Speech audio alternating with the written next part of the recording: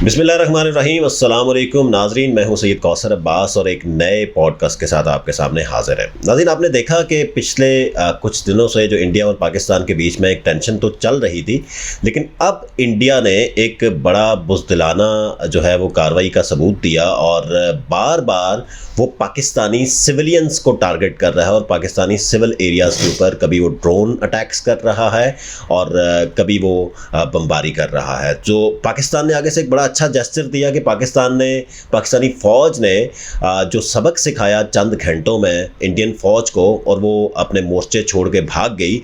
लेकिन एक अच्छा जेस्चर ये है कि पाकिस्तानी फ़ौज सिर्फ उनकी फ़ौज के साथ ही लड़ रही है, मिलिट्री ऑपरेशंस कर रही है, जबकि दूसरी साइड पे आप देखें तो इंडिया हमारे सिविलियंस को जो है वो टारगेट कर रहा है।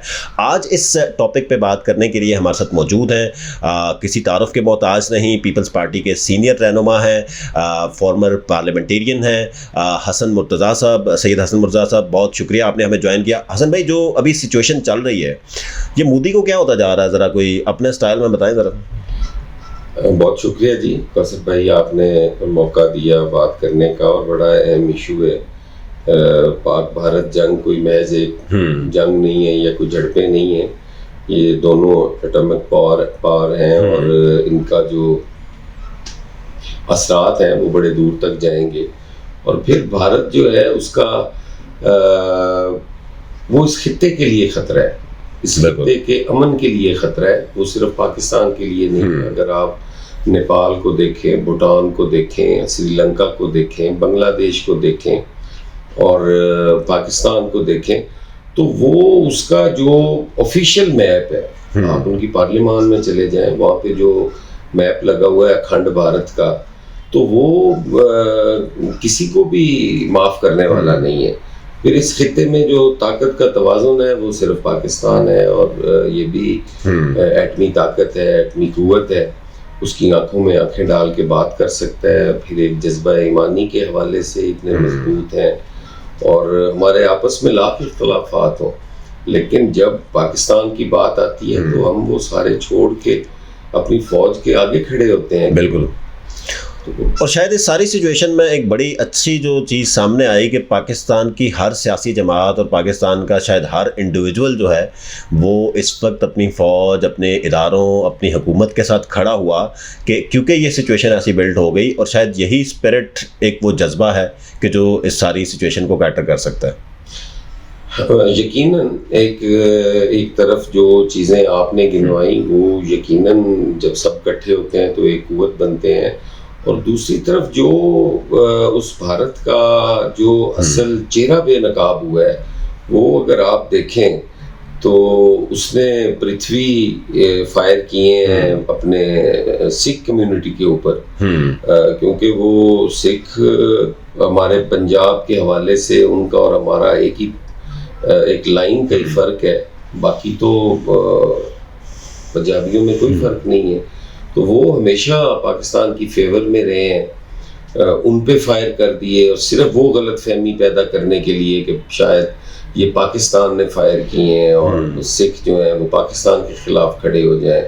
फिर इसके अलावा अगर आप चीज़ें देखें तो मैंने एक चीज़ आपसे जो अखंड भारत वाली बात की है ना, वो बात कोई महज बात नहीं है।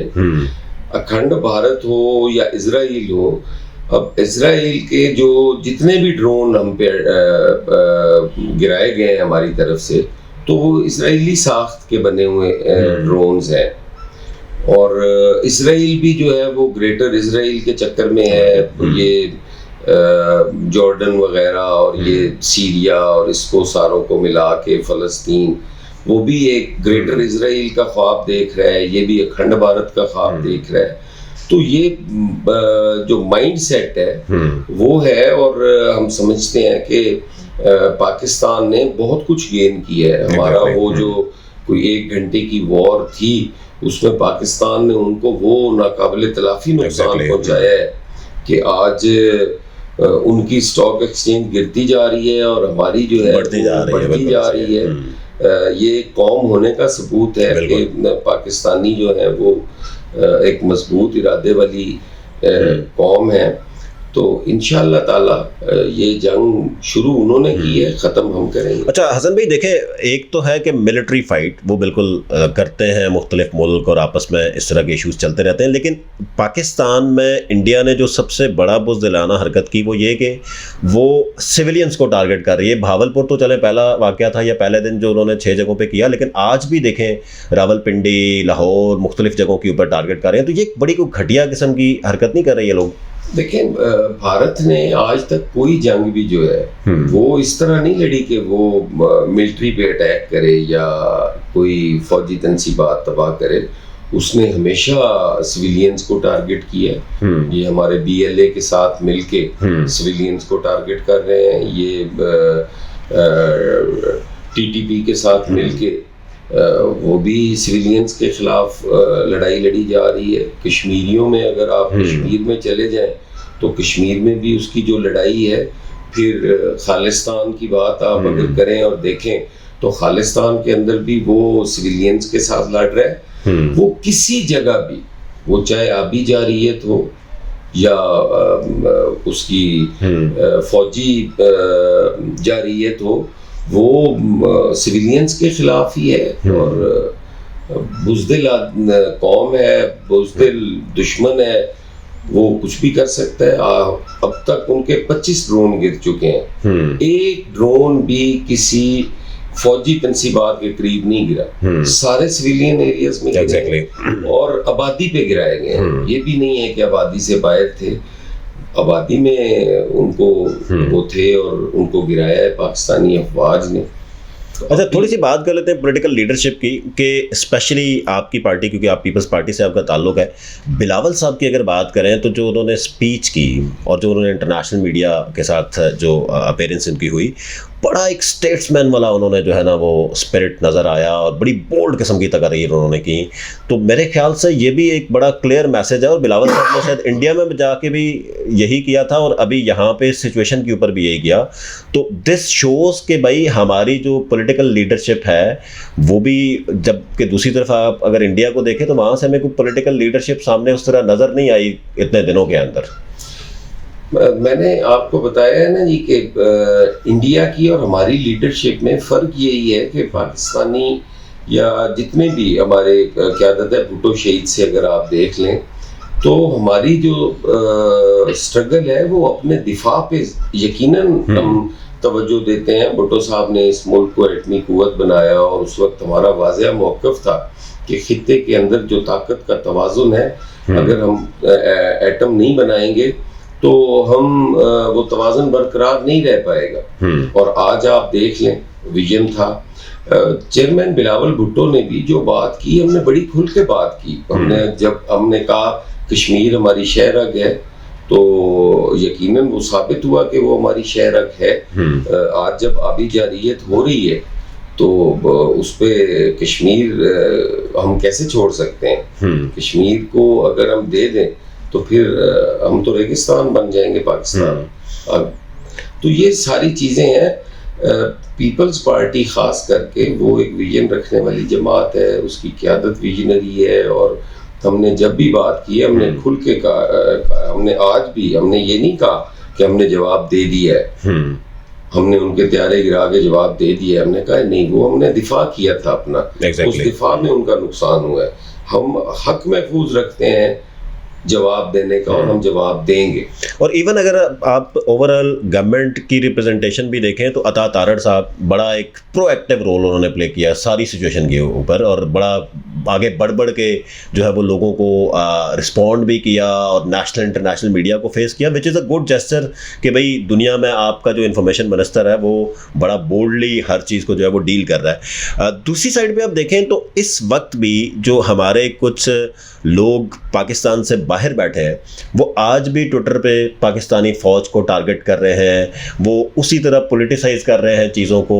यूँ लगता है कि जैसे वो पाकिस्तानी शहरी नहीं या शायद वो इंडियन सिटीज़न है और इस तरह वो उसको सपोर्ट कर रहे हैं। तो उस हवाले से आप कुछ क्या कहना चाहेंगे? देखिए, मेरा तो बड़ा सख्त मौक़िफ़ है उनके हवाले से कि जो आदमी आर्मी का रोल सियासत के अंदर मैं भी पसंद नहीं करता। मैं बड़ा वाज़ेह कहता हूँ, मैं पसंद नहीं करता उनका जो सियासत के अंदर रोल अगर हो तो।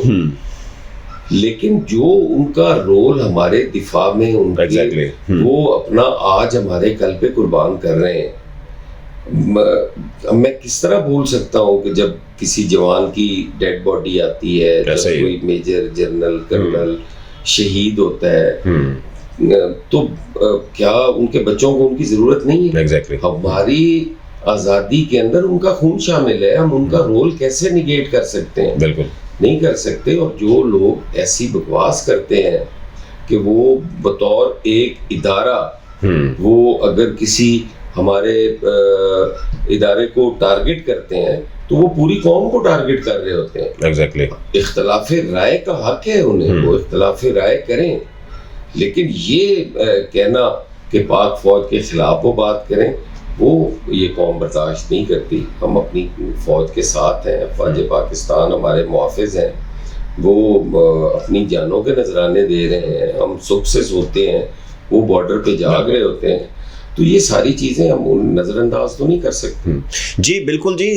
फ़ौज जो है उसके जो जवान हैं वो अपना आज हमारे कल पे जो है वो कुर्बान करते हैं, और किसी भी सूरत जो पाकिस्तानी फ़ौज है उसके ख़िलाफ़ एज अ इंस्टीट्यूशन, जिस तरह हसन भाई ने कहा कि सियासत के अंदर उनके इख्तलाफात, उनसे ज़रूर आपके नज़रियाती इख्तलाफात हो सकते हैं, लेकिन जब पाकिस्तान की सालमियत की बात आती है, जब पाकिस्तान के दिफा की बात आती है, तो यकीनन हमारी पाकिस्तानी फ़ौज से बेहतर फ़ौज शायद दुनिया के पास नहीं है। हम सलाम पेश करते हैं अपनी फ़ौज को, अपने एयरफोर्स को, अपने नेवी को, और उम्मीद करते हैं कि ये सिचुएशन जो है वो जल्द कंट्रोल में आएगी और एक अमन की तरफ हम जाएंगे। हम जंग को जो है वो कभी भी प्रायोरिटी नहीं देते।